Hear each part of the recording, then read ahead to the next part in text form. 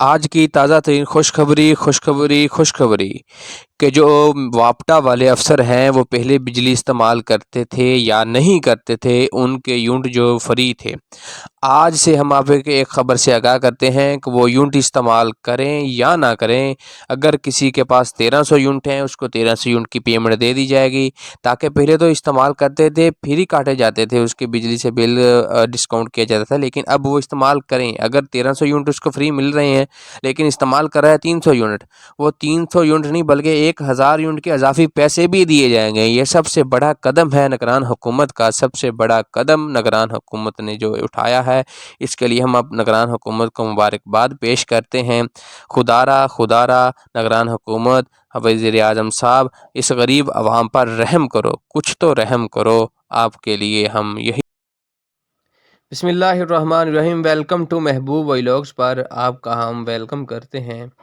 آج کا ہمارا موضوع ہے، آج کا ہمارا ویلاگ ہے کہ بجلی کی کمپنیوں کے افسران جو ہیں ان کو بجلی یونٹ نہیں بلکہ رقم ملے گی۔ حکومت پاکستان نگران حکومت نے ایک فیصلہ کیا ہے، گریڈ 17 سے 21 گریڈ تک جو افسران ہیں ان کو ماہانہ مفت یونٹ جو ملتے تھے ان کے پیسے ملیں گے۔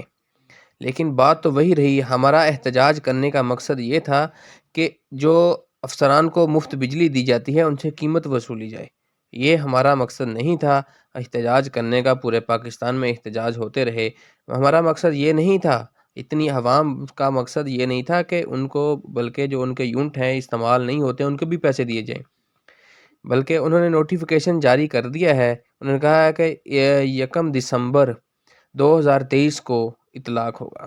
نوٹیفیکیشن کے مطابق گریڈ 17 کے افسران جو ہیں وہ ان کو مفت بجلی کی بجائے ماہانہ جو گریڈ 17 کے افسر ہیں ان کو 15,858 روپے ملیں گے۔